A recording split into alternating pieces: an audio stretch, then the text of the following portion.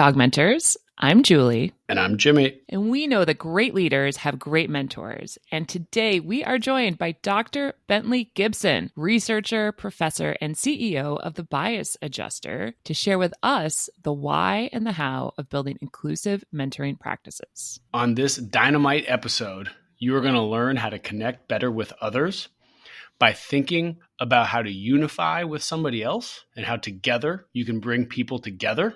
Notice the pun, two togethers. Not really a pun, but it's a theme, together. Secondly, you're going to learn how to grow to your potential by shifting where you consume and who you interact with.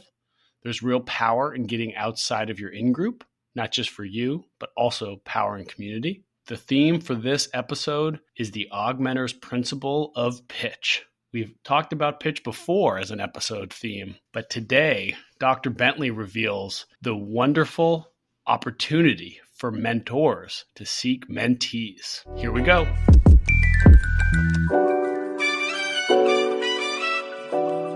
Dr. Bentley Gibson, I am so excited to bring you onto Augmenters. You are a friend. You are a mentor. We've gotten the chance to work together. You are my mentor.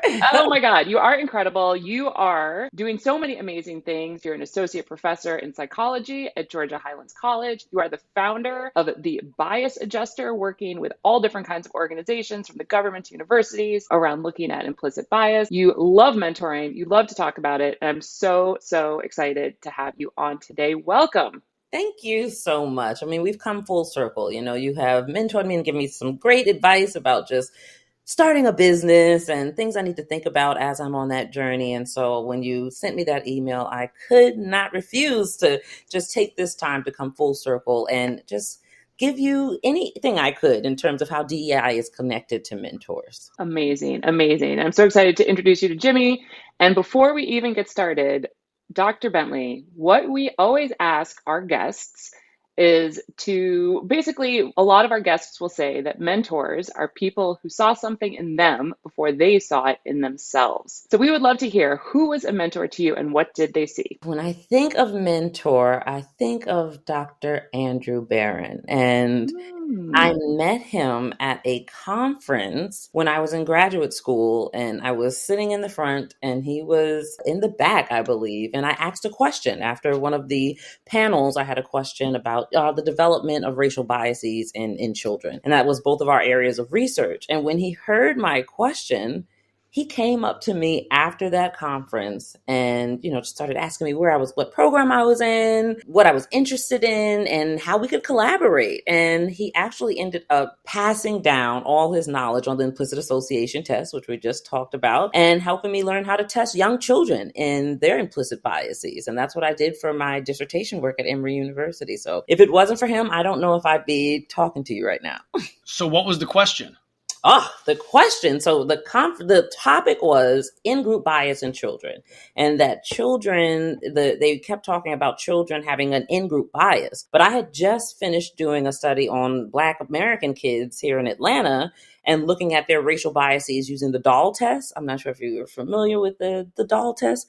No, please. Tell us more. The Mammy and Kenneth Clark doll test came out in the 50s. It actually integrated American schools. So they used this doll test in Brown versus Board of Education from these two Black psychologists that played with dolls with kids as an experiment, asking them, which one is good, which one is bad, which one's the nice one, which one's the bad one. And the dolls are identical outside of race. And they found that as early as preschool, 5 years old, these children were reporting these racial stereotypes. Black children were saying, I like the white doll, but I'm Black. They identified as Black. They were associating positive characteristics with the white doll, negative characteristics with the Black doll. So I literally had just recreated that study, which was done in the 50s. I did it for my master's work and found very similar results. There was not what is called an in-group bias in terms of a bias for your own race or your own group. And that Black American children, Latino children, we looked at Asian children, the South Pacific, we went and did the same study, did not show this in-group bias. So that was my question in terms of, wait a second, is this in-group bias really universal? Because the way they were talking about it was like it was some universal concept. And I shared my research that I had just done, and he came right up to me after, and we looked at in-group bias using the implicit tests in children here in Atlanta. So what I just heard was you didn't actually ask a question. You were more like, I think y'all are missing something. Yeah.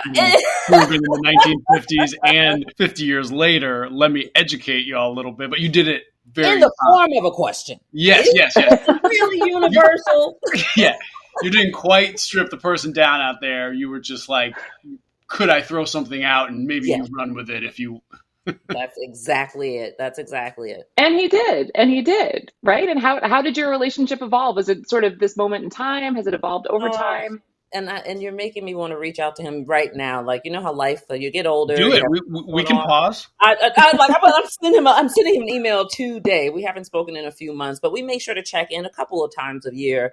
But how it evolved is we kept in touch after that conference. I was at the stage where I was finishing my master's, about to take my qualifying exams and go into my PhD, and figuring out what my next research project was going to be. So I had just done the doll study. We published that, and that did really well in terms of showing that we still have a problem going on here today. But the implicit association test was really hot at that time. It came out in the 90s with adults, but Andy had created it for children.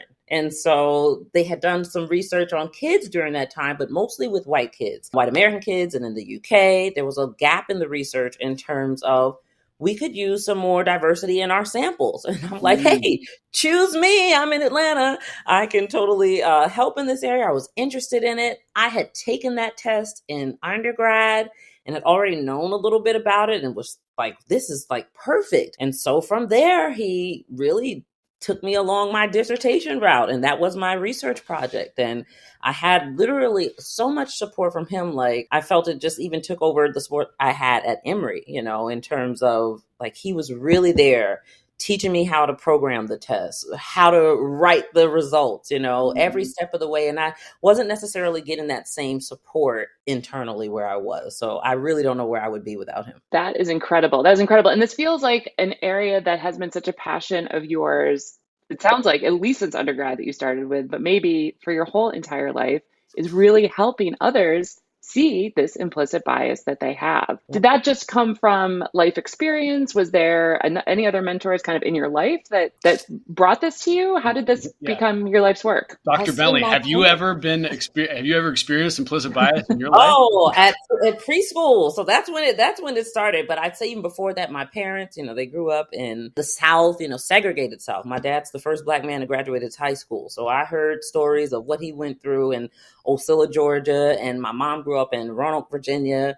And both of them went to segregated schools the majority of their lives until my dad integrated in high school. My mom didn't integrate until she went to Harvard Medical School. And she's one of the first 10 Black women to graduate Harvard Medical School ever, because they had really just started letting in large groups of Black people, Black women in the 70s. And she was a part of, talk about affirmative action, right? And it being really powerful. I wouldn't be here again if it weren't for those experiences that my parents had and were able to then pass down to me. So really important to first start with them as my first mentors and just teaching me what racism looked like, what it felt like. But I grew up in White Plains, New York, which was a very different place than them, but not so different at the same time. So I experienced bias in preschool in terms of going to the playground and certain kids wanting to play with each other and certain kids not wanting to play with each other. And the research validates this in terms of if you look on playgrounds, you can see kids starting to segregate by gender, by race very early. And I felt that in the preschool classroom. And so much so, I said, let me see if I can mitigate their biases by telling them I'm a magical princess from Africa. I have power. Wait, so you were a magical princess from Africa? That's you what had I one. told them. Yes. I was the only Black child in the classroom, and I noticed some social distancing. And I said, maybe I can mitigate these biases. If I just tell them that I have magical powers, it might work. Now, it didn't work for everybody, but it did work for one person, and we're still really good friends to this day. I mean, you do have magical powers. I love it. I love it. 100% true. I want to hear something interesting. My children's book, My Magical Hair, was actually inspired by that little preschool girl who's the only Black girl in her class trying to mitigate these biases. So it's full circle. And so I said, when I went to graduate school, I've always been just observing race and bias and how people interact with each other based off of these identities. So I said, why not study this? And I have been just doing it, and I'm so passionate about it, but also helping others be a little bit more passionate about it too. Real. Quickly, shout out to your book. I'm sending your daughter a copy, Jimmy. So, well, free copies are great, but where can people buy copies? Amazon, but also my website at thebiasadjuster.com. All right. Link in the show notes. Yes. So you at age like 5 realized that you needed like a brand story?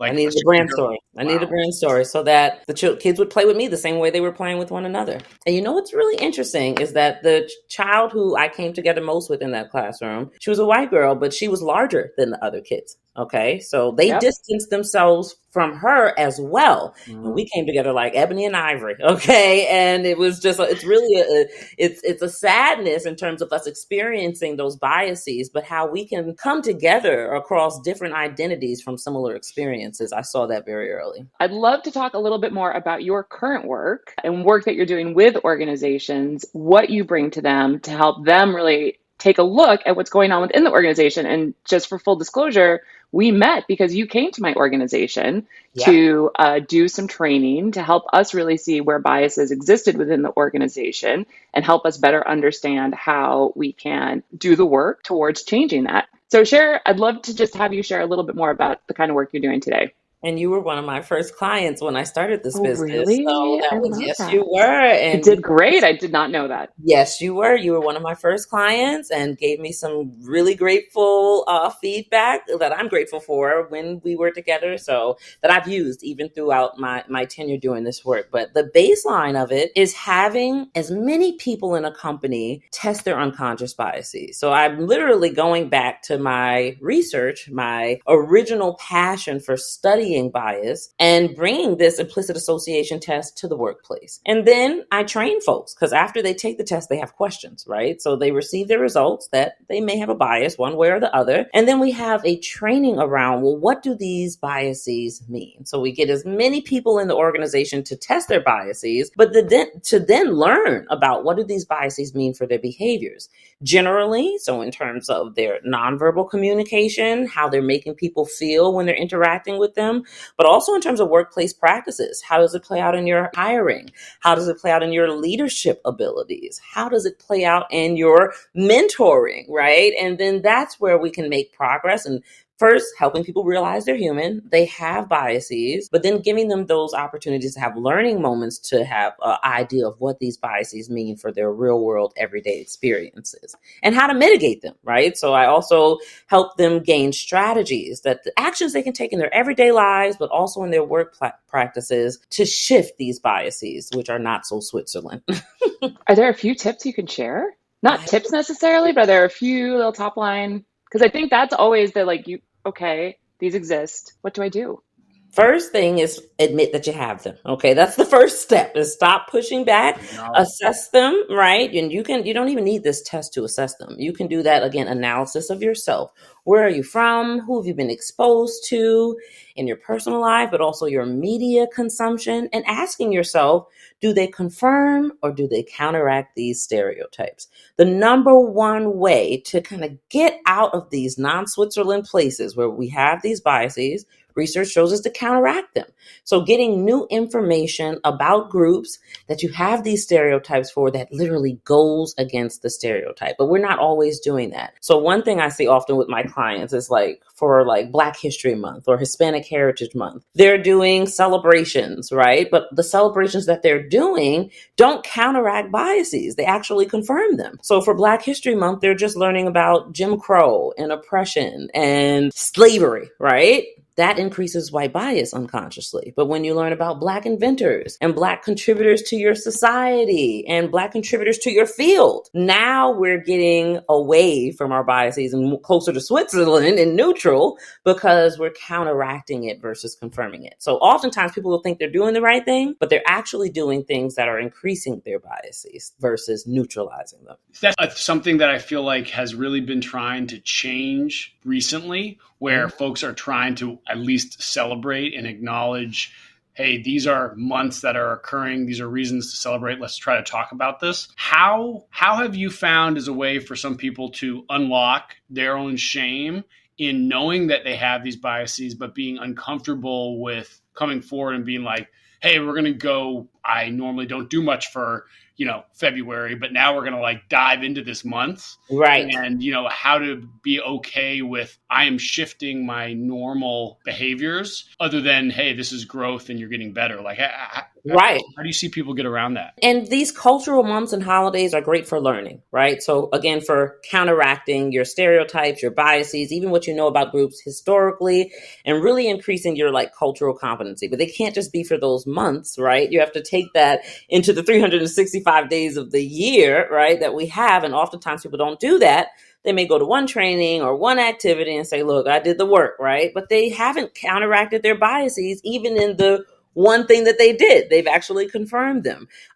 They may even do things like say, I went to this event or I went to a training, but then take no actions afterwards in terms of what did they learn. So that's really important in terms of not just coming to trainings, not going to these one-off events, even for like cultural holidays, but bringing that into your everyday lives and also shifting who you're interacting with. Because sometimes we get so in-group oriented or bias oriented, and we're only interacting with folks that are like us or in alignment with our bias and not moving towards what can be uncomfortable, right? And interacting and building those genuine connections with people who are part of our out groups or part of groups that we have negative biases for. And so it's really important to recognize that we have to do what works, and that's not just this performative stuff, right? And bringing it into our everyday lives. Dr. Bentley, you could not have teed me up better Oh, I love it. to talk about mentoring and Yes. having these relationships where you really get to connect deeply with somebody. You get to better understand them, where they're coming from, what their experience is, to have these real conversations and show up for each other. Tell us about how you see mentoring within the workplace. Let's start there. How that counteracts bias. So really important. What's happening in a lot of mentoring is it's not counteracting bias. It's actually confirming it. So people are mentoring people oftentimes who are like them. There's a lot of research that shows if people just choose their own mentors or mentees, they're gravitating towards people who they may see as a younger version of themselves or an older version of themselves, where they want to be, but they have identity characteristics in common, which confirms and does not counteract biases. So what we need to do is intentionally make sure that people are gravitating towards those that are not like them and passing down knowledge and receiving it from folks that are not just part of their in groups, or there's going to be a big gap in mentoring and it's going to confirm bias versus counteracting it. And if you audit programs, you may find these same results at organizations in terms of only certain people are getting mentors, and those who are getting mentors, their mentees and mentors are very similar in terms of race, ethnicity, even personality types, right? And that does not move the needle. And then you're going to leave a lot of people in the back without mentors because these biases are there and there may be no one who is like. So when you are potentially matched up by a third party, which at Augmenters we found that can be a beneficial way for maybe reducing the guilt of not wanting to go out on your own to find someone not a younger version of yourself, to find somebody not in your standard, quote unquote, like in group. When matched up like that, what is then a good way to acknowledge that you're going to have implicit biases without potentially, in the beginning of any relationship is always an important time, but you don't want to come in, quote unquote, overly woke and bringing a whole lot of your emotional baggage to somebody else.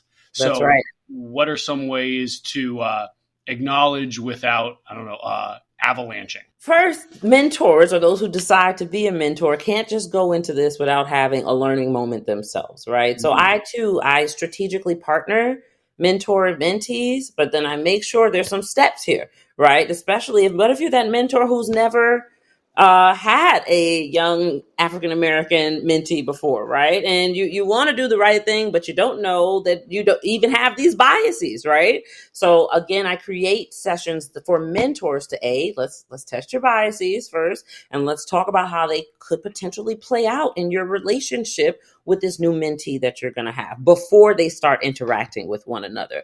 And then even structure activities and things that they're doing with their mentee that will really mitigate their biases and help them form these connections beyond them. So I think it's a little bit of hand holding in it, right? You don't want to not everybody's an inclusive mentor, right? They may want to be, but they may need a moment to first have this check-in and learning time for how my biases could play out in my mentor practices. And then they can take that into their relationships. But that doesn't happen oftentimes. Oftentimes you don't even have to worry about that because you're mentoring someone who's like yourself, right? And if you are mentoring someone who's not like you, these relationships can often dissolve quickly if they don't have this moment beforehand to have that learning. I think that is just such an incredibly important point, and one that we hear often. There's this idea that if you are human, you should know how to mentor. Like you are a person who's good at a particular job. You got into a particular place in an organization, and you should just somehow know how to be able to do this. But we're hearing more and more often how important it is, like you said, to take a beat, take a moment, really get some training in terms of how to show up for each other, especially if you are doing the most important work, which is really creating these organizations that are much more inclusive. You have to really take a step back and to better understand where you're coming from and get trained. Jimmy and I were just talking about this, like, and ask vulnerably for help, like to know that you don't necessarily know how to do this. And you may stumble, you may say the wrong thing, you may not spend the right amount of time. Right? You may accidentally offend somebody. You might, but being able to really, or you might hear something really uncomfortable from somebody, but to just be able to kind of sit with that and being able to really show up for it, I think is just incredibly important. It's something that we've been talking more and more about lately.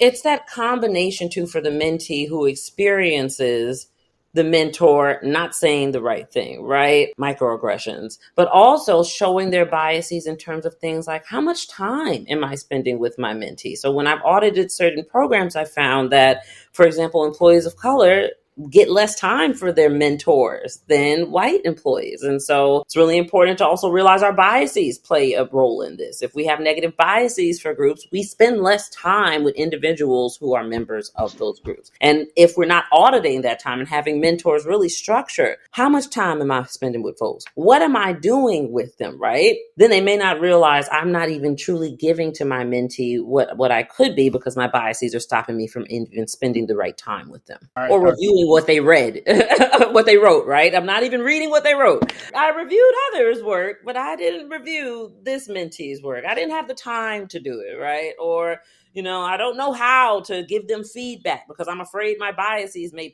come out or they may take it as a bias, right? So it's really important for mentors to know how to give feedback that does not have bias in it, but also others will not perceive as being biased, right? So I think it's really, they don't have those learning moments. They will go into this and the relationship will dissolve very quickly because they're not spending the time, they're saying the wrong thing, and they're going into fight or flight when even having to meet with each other.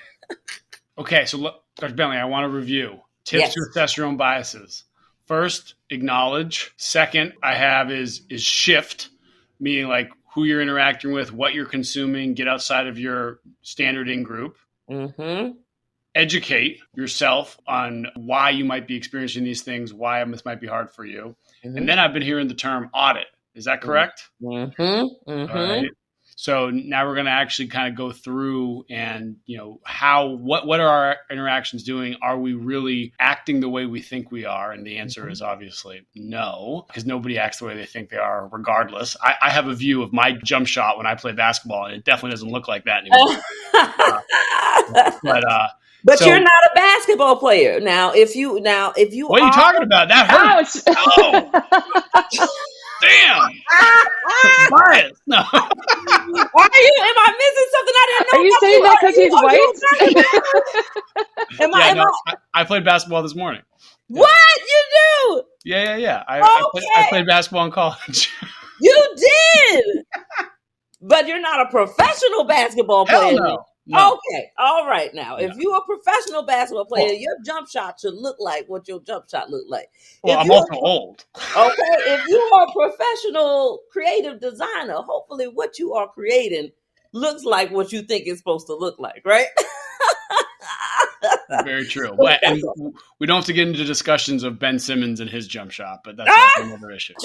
So after I do this auditing of my jump shot and how far I'm actually getting off the ground for real, what are the next steps? And especially about now I'm ready to, like, I've gone through these 4 things: acknowledge, shift, educate, audit, but there's still people involved, especially in mentoring relationships. So currently everything that's been happening is either the external groups are passive to me. I'm shifted who I'm interacting with. They're not shifting what they're doing with me. And it's really more internal work. What is the next step here? Talking to somebody or having interactions with somebody else? Like, can you keep me going down this path? Yeah. So in terms of this internal audit, so you have the mentor. Let's start there. In terms of them auditing, how much time have I invested in this person? Am I meeting with them? Who am I meeting with? Right. And so I've created an audit checklist for mentors in terms of who they're meeting with, how much time they're spending with that individual, and what they're doing with them, right?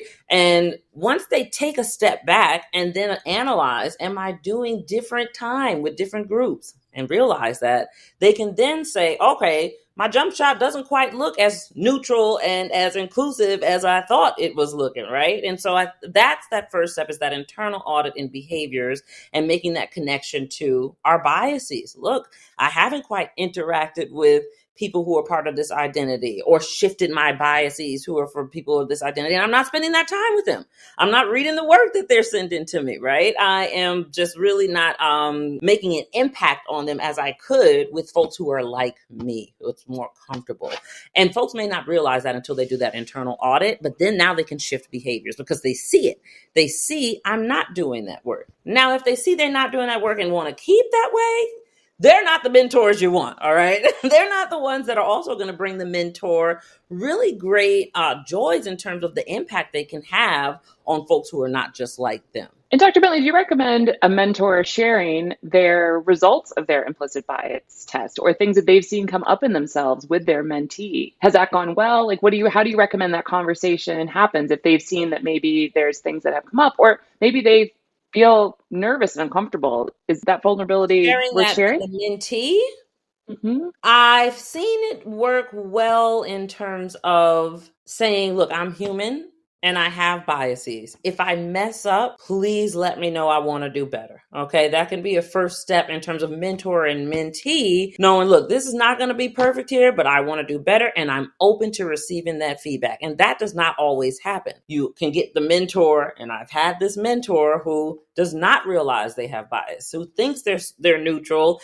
and that they're doing everything that they can to help you, but doesn't realize that the feedback that they're giving you is full of bias. But now the mentee is afraid to tell them and have that conversation versus setting that stage like, look, I'm open to hearing that. Please let me know. I see it as a gift rather than something that is bad, because I'm open to that. I think that's really important for mentor mentees to have that conversation, and it does not always happen. I would agree. I think that vulnerability creates those connections that It you're able does. to share, that you're both human and you're both working towards developing this really important relationship and how that impacts the organization. So speaking of organization, something that I know we've heard quite a bit too, of course, there's internal mentoring and really working within an organization to grow leaders, to share knowledge. But then how about externally? How can professionals work externally as mentors, and what are some of the challenges with that?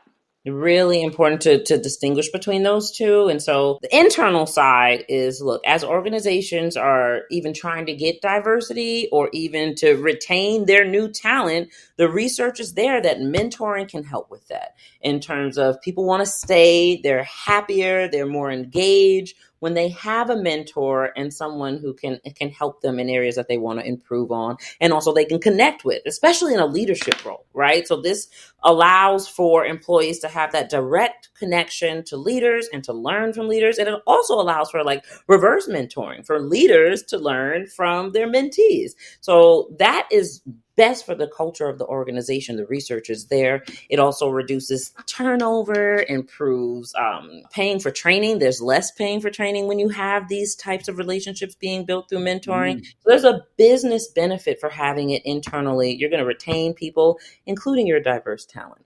but you're not going to retain your diverse talent if they're not getting mentors and having inclusive mentors. So a lot of companies are creating these diversity goals and they're like, we want to get to this level of diversity, but they're not doing what is going to get them there and retain their diverse talent. Actually, they're doing the opposite. And sometimes the diverse talent doesn't even know they have a mentoring program, right? So internally, there's a lot of benefits. But then so externally, there's benefits as well in terms of even creating diversity in the future pipeline. So a lot of my clients are doing things like reaching out to historically Black colleges and mentoring the future talent, right? Or Hispanic serving institutions and making sure that they're providing internships that are going to have diverse representation because they've made those partnerships. And then you look 5-10 years down the line and the organization is more diverse. So there's those two areas of mentoring, what you're doing internally, but also who are you mentoring externally to improve the pipeline in the future. We know there's some gaps there and companies can be doing work in that. And I think we sometimes encounter people who say, yeah, I'd love to mentor more. My company doesn't have a mentoring program. Like, I'd love to mentor more, but I don't really know what to do or where to go. I think some of it is just a bit of that homework, right? Of like what organizations are invested in growing diverse talent within your field and just get in touch with them. We talk a Right? lot about pitching, just get in touch with them. Say, I'm really interested in mentoring. Like, I'd love to do more of this. How can I get involved? And I think people are always happy to do that. It feels like it has to maybe have the structure when we're talking about internal mentoring, maybe yes, but the external mentoring, I think you can just find ways to do that, whether that's with your alumni association, whether that's with your professional association. So I think there's a lot of ways that people can get that experience. Yeah, and one way it's again, it goes into that in-group like me bias is that alumni association often represents only certain groups, right? So you may have to call in a third party who has different connections to different alumni associations, and it's not as difficult as you think. So for one of my clients, they said, look, we want to mentor. We don't know where to start, but we would like to mentor some more diverse future talent. So I made a phone call to my school, Spelman College, and we got them in touch with one class of 25 students, and they each can be paired with a mentor, and they're doing simple things, reviewing their resumes. They're meeting with them twice a year, okay? That's all they're being asked to, but if they can, keeping in touch with them a little bit more, but giving structured activities to do with them in the twice a year that they meet with them goes a long way. And some of these students will be up for their intern program in the summer, right? So this is something that it may seem daunting, especially if your networks are small, right? And you're going to keep redoing and reinventing the wheel and getting the same people. But if you just take that extra step, which may mean reaching out to a third party, which may mean doing a little research and figuring out who specifically at an HBCU you should be talking to. I can't tell you how many times people have had the wrong email address or reaching out to the wrong person, right, to make these connections, and they just give up, right? And so really important to make it simple for folks, but sometimes you may have to bring in that third party who can do it a little bit quicker. And one thing I'm kind of hearing is that if you're setting internal goals as a company for DEIJ, you should be having those similar goals kept in mind when you're doing external mentoring or how to support your staff going out and reaching out into the community. And it doesn't have to be necessarily just about who we might want to recruit in 5 or 10 years, but it should really follow a similar path if you want to put your money where your mouth is. Yeah, and if you want your organization to do as good as it can actually do, right? Because there's a lot of research there, right, that shows creativity increase with diversity. The time to do tasks, even when you have diverse groups, goes down, right? So you have more profits when you have diverse teams. So a lot of research that shows there's a business benefit here, but we are cutting our businesses and our impact short if we don't really do this work. And mentoring has been found to be one of the most effective ways to not only get diverse talent, but to keep it. Can you say that again? It's one of the most effective ways to not only get diverse talent, but to keep it, but also to create those moments of connections where even senior leadership are learning new things and getting new opportunities. I'll go back to our original example with my mentor. He didn't have that opportunity in Canada to test Black children like I did here in Atlanta. And so we made that connection and published that paper, and it ended up working out great for everybody, So really important to keep that in mind in terms of the benefits to the mentor and making sure that they are not just mentoring people who are like them, but also giving back to folks that they may not even have a lot of friends of that group, right? And leaning into that with your mentee. And it can be a safe space to do so if you create that by saying things like, look, I'm human, I may mess up, please let me know, right? By looking at how you're evaluating them. Are you giving biased feedback, which may be happening, and reworking that if you realize you are. And when there's external mentoring programs and people are embedded in their community and happier in their community, it's shown that they're also then happier within their organization. And increased well-being in one area increases well-being in all areas.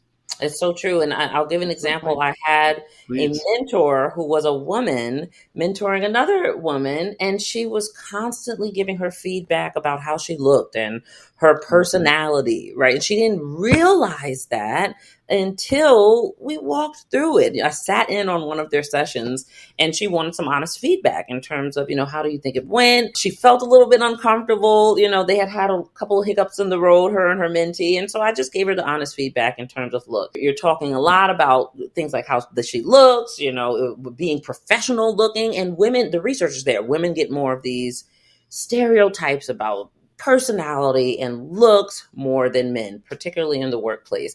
And this mentor was literally confirming those biases to her mentee. There's been studies showing that women can even say things about other women who have children and telling them things like, maybe you should take some time away from your career because you're having kids, right? Which is right in alignment with unconscious bias, women with family, men in career. And so once folks do, again, that audit of even the feedback that they're giving others, then they realize, oh my goodness, I'm confirming stereotypes. They then start to shift. I've seen it happen in real time, but they don't even realize it until you make these connections. And how do you know, some people might be thinking, oh, I have realized this, I am starting to change. Are there certain signs where someone on their own can be like, oh, I am making these shifts? They stop focusing on their personality and their what they look like and start reading the stuff they sent them. How about that? Focusing on editing the read my resume, right? How does it look, and focusing on the things that matter and are not just in alignment with bias. Really taking that time to build skills that I'm going to need for the workplace and not further confirm bias. Dr. Bentley, how does mentoring show up for you today? Do you have mentors? Do you mentor others? How does it show up for you?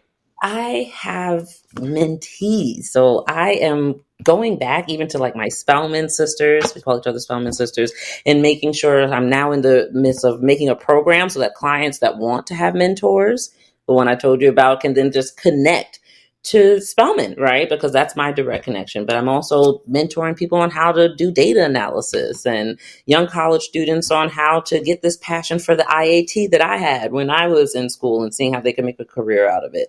I also teach at Georgia Highlands College. So I have college students every semester, except for this one because I'm about to have a baby. All the time. They're emailing you. They're emailing me all the time, but I make it a point in my courses that I teach to help them find whatever their passion is and connect it to research. So I know that's what helped for me when I was being mentored is to, if I'm going to be in psychology, I teach psychology courses. And one of the courses I teach is a research class. And I want to help them find whatever that passion is. I don't care what it is. If you're into video games, there's a research question. There's a paper for you to read that can bring it on home and get you into graduate school, very similar to how it did for me. So I try to do that for my students in the college classroom. And sometimes I'm really busy, but I make sure I find that time, right? And you never know what that can do to in the future. You'll get that email like, thanks for having me read that paper or giving me that assignment. I'm now in graduate school. So it doesn't take that much time often for you to have that impact. I love that. I love that. And I do love how we met. I was so grateful for the opportunity to get to, I think you asked for some feedback or advice, and maybe we had a couple of conversations just around growing a business. And I really love what you're saying about your focus around research, because I do think to an element, you want to have a focus in your mentoring, right? I cannot mentor somebody on academic research. That is not my area of expertise. Right. If you want to grow a consulting business, I'm probably your gal. But otherwise, I might not be that helpful, or I might be able to focus you into something else. So I love that idea of just maybe thinking about what you really uniquely bring to a mentoring relationship where you can really shine and really help somebody. and maybe where you can and where it's great to pass them on potentially to somebody else. Yeah, and where you need to do that audit of yourself to realize where can I do better as a mentor in terms of even just not mentoring folks that are just like me, you know? Totally. I feel like we could go on forever. Jimmy, do you have more questions? I have one broad question, and then right now, quickly, 4 rapid fire word associations. I call it a verbal Rorschach test, but it's as fast as you can respond, preferably just one word. If I say the word mentor, what do you say? Mentee. Okay, I love it. And when I say mentee, what do you say? Growing. How about the word sponsor? Help. Lastly, coach. Teacher. I love it. Dr. Bentley, you've already educated me a whole lot and helped me look internally at myself. How, if you're looking at the state of mentoring or maybe just the actual word mentoring in 2050, so put ourselves in the future here, how is mentoring going to be different if people continue to acknowledge and work on their own implicit biases? How would mentoring be different in 2050? If they continue to work on their own biases, we're going to see more Dr. Andy Barons and more Bentley Gibsons.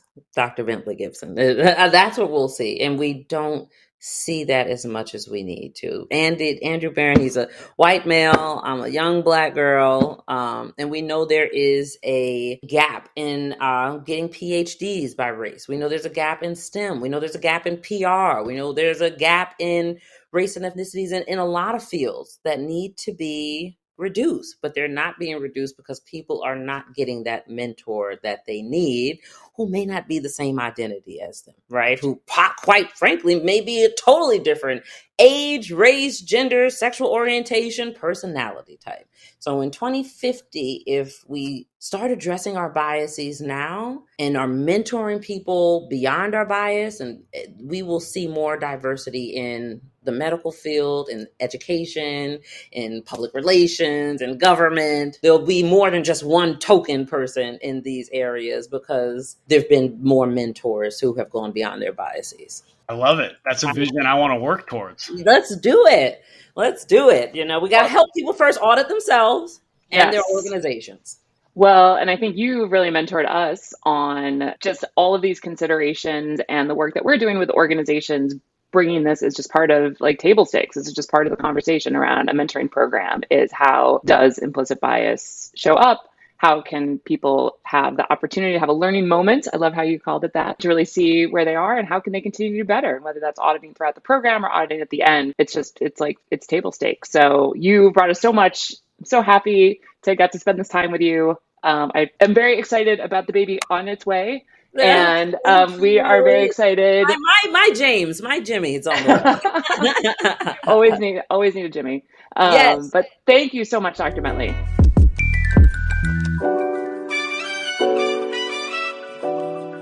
Julie, what an awesome episode. I'm so bummed that Dr. Bentley had to leave, like thinking about pregnancy and being ready to give birth soon. Important stuff as opposed to educating and chatting with us. It was, I think, probably our most important episode. Dare I say that? I feel like what I got from this conversation with Dr. Bentley will stick with me for as long as I'm doing mentoring work. I know Dr. Bentley. I've worked with her before. Her words in a workshop that I worked with her on several years ago continued to echo through my head, and just having the opportunity to have her on the show and talk about how that implicit bias impacts everyday interactions, especially in mentoring. It's like, it's the most important piece. Were there specific words you remember? I think that idea of, I don't know, I don't have the same experience as you. I am not going to tell you what it's like to have done what I've done, exactly how I've done it, because you're not me. So I think that opportunity as a mentor, as a boss, as a friend,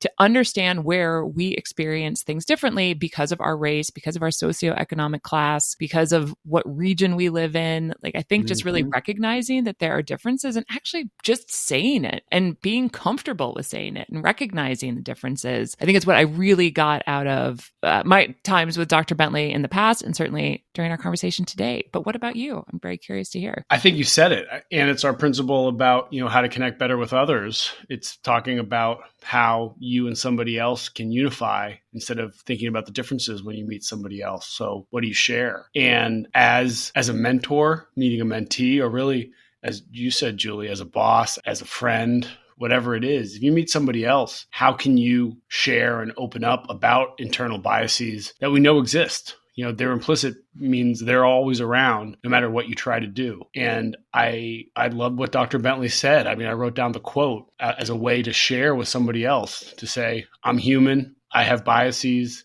If I mess up, please let me know. And I want to do better. And I'm open to getting better. And just like, any kind of muscle, if you keep repeating that, it's going to get stronger. And that statement's going to mean more, and you're going to be able to connect better with others. And I think as somebody who really cares about mentoring and wanting to be a mentor, I think being comfortable with the fact that you're not going to be able to identify with every mentee you have, but that you're still really important. Like the fact that she had kind of this white Canadian guy as her mentor and learned so much from him. But yet there were definitely instances where having another Black woman was going to be a really important way for her to be able to connect. So being comfortable with having a diversity of mentors, and then as a mentor, being comfortable with mentoring somebody that's really different than you, and being able to say, I may say things that aren't quite right, and but I'm open to learning and I'm open to getting better. I think, Jimmy, this is unlocking the key to really everything. It's so important. It is absolutely critical. And people can get so much out of these relationships that are not within their in-group. You're going to learn so much more. And even in relationships with people within your in-group, you're still going to mess up. You're still going to piss people off accidentally or on purpose. So just using and exercising the muscle of, hey, I might mess up, but I'm thinking about these things and I'm open to getting better. And in a mentoring relationship, I'm here solely because I'm emotionally invested in your successes and failures. And if you do that for somebody else, that person will continue to show up for you too. It's the basics of mentoring. And if we keep that in mind and realize that we can tell someone that we're also open to getting better beyond our emotional investment, beyond how much we care for someone, really strong, powerful relationships can occur. 100%. And Dr. Bentley also gave us so many good resources, which we love too. It wasn't just all talk. There were some great resources that are definitely in the show notes. Dr. Bentley is not all talk. Dr. Bentley is not all talk. She gave us so many good resources for different links, different ways to look at your own implicit bias. I mean, honestly, we've hired Dr. Bentley to do work with us. She is an incredible resource for any organization. So if you are listening to this and you're excited about what she has to bring to the table, get in touch with us, get in touch with her, and bring her in and have an opportunity, to be able to support organizations as they continue to transform and become more inclusive. Augmenters out. Mic drop.